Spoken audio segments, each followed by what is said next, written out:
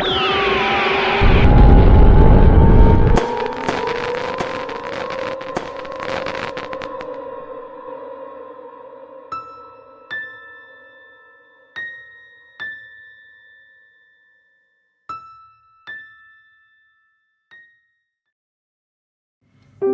sebuah hutan rimba yang rindang, di antara pepohonan yang menjulang tinggi dan semak belukar yang lebat, hiduplah dua ekor kelinci.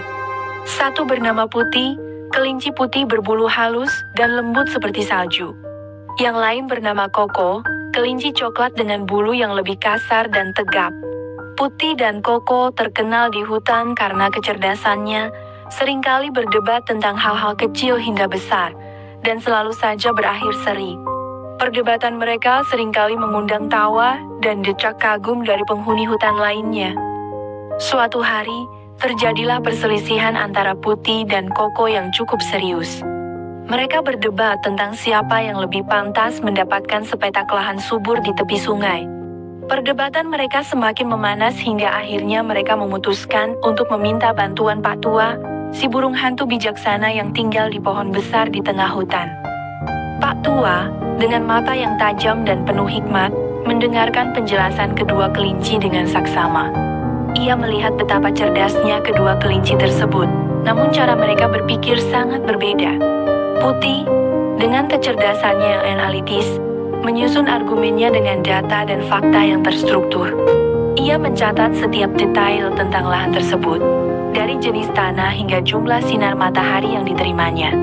Sementara Koko, dengan kecerdasannya yang intuitif, menjelaskan rencananya untuk mengolah lahan tersebut dengan cara yang kreatif dan inovatif. Ia bercerita tentang ide-ide terbarunya untuk menanam berbagai jenis tanaman dan memanfaatkan sumber daya alam di sekitarnya secara maksimal. Pak Tua tersenyum. "Kalian berdua sangat cerdas," katanya, suaranya bergema di antara dedaunan. "Putih, cara berpikirmu sangat sistematis dan terukur. Kau mampu menganalisis situasi dengan detail dan menyusun strategi yang tepat. Koko, kreativitasmu luar biasa. Kau mampu melihat peluang dan menciptakan solusi yang inovatif." Pak Tua kemudian mengajukan serangkaian pertanyaan yang menantang kecerdasan kedua kelinci. Pertanyaan-pertanyaan tersebut dirancang untuk menguji kemampuan analitis Putih dan kreativitas Koko. Putih menjawab setiap pertanyaan dengan tepat dan terukur, menggunakan logika dan data untuk mendukung jawabannya. Sementara Koko menjawab dengan ide yang orisinil dan penuh imajinasi, selalu menemukan cara yang unik untuk memecahkan setiap masalah. Setelah beberapa jam berdebat dan menjawab pertanyaan-pertanyaan Pak Tua, akhirnya Pak Tua memutuskan, "Kalian berdua sama-sama cerdas," katanya. "Tidak ada pemenang dalam perselisihan ini. Cara berpikir kalian berbeda, namun sama-sama efektif.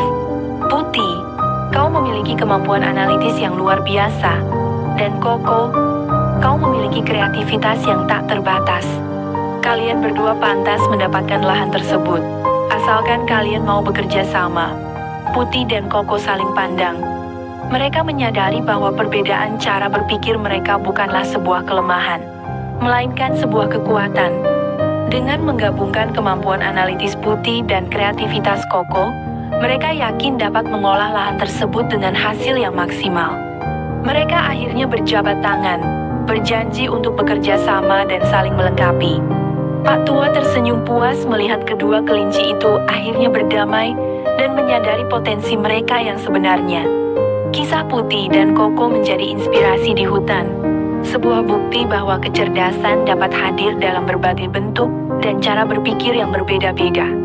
Mereka membuktikan bahwa kerjasama dan saling menghargai perbedaan adalah kunci untuk mencapai kesuksesan.